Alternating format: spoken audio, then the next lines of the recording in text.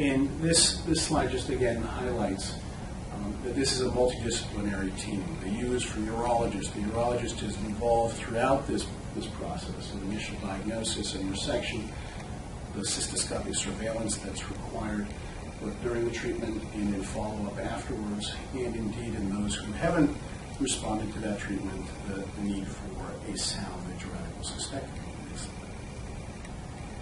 These are just some of the fields of radiation. I won't spend too much time on it other than the yellow refers to the bladder, the red is the tumor within the bladder, and the lighter red is the lymph nodes in that region. And these are just some of the fields that we use in radiation when we're designing what we call conformal therapy to treat what we want to treat and avoid normal tissues. This here is an example of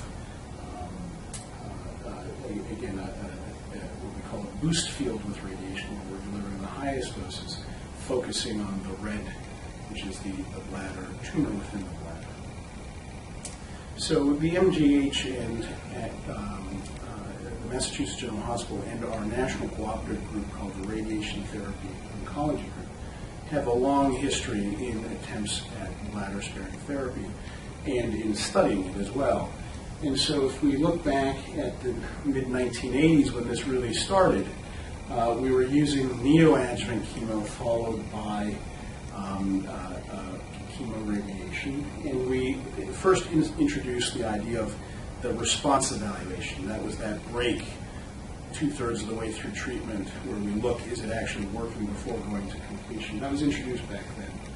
In the mid-1990s to late 1990s, we were looking at accelerated radiation, in fact delivering radiation twice a day instead of just once a day.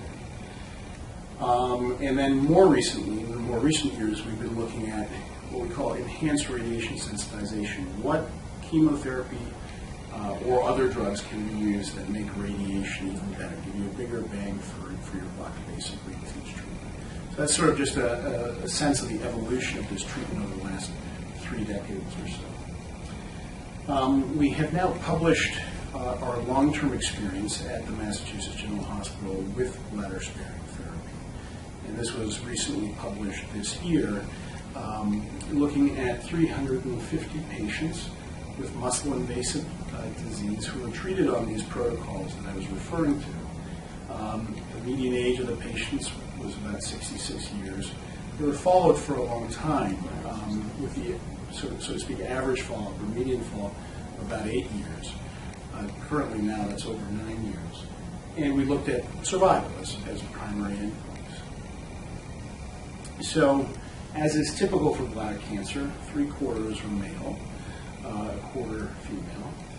Most of the patients or half of the patients we looked at had what's called T2 disease, muscle-invasive disease.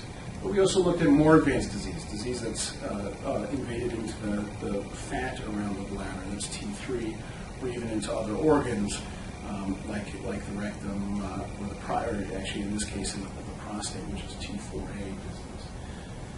Most of our patients we're very fortunate to work with urologists who do these maximal resections up front, and 2/3 of our patients had that visibly complete resection by urologists. And that actually requires working very closely with urologists so that they feel comfortable to do as maximal and as complete as possible a resection up front. Next slide.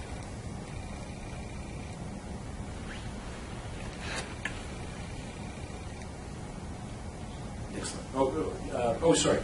It just looks so similar to the last slide.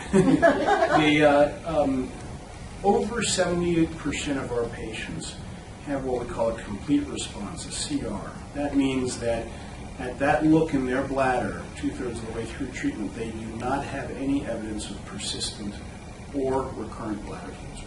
That's pretty good, over 70%. Currently our rates are probably around 80%. The survival rates are listed here. If you go just up to the bottom of this table, you'll see that 29%, or let's say 30% of patients on these protocols still required a cystectomy for a recurrence at some point.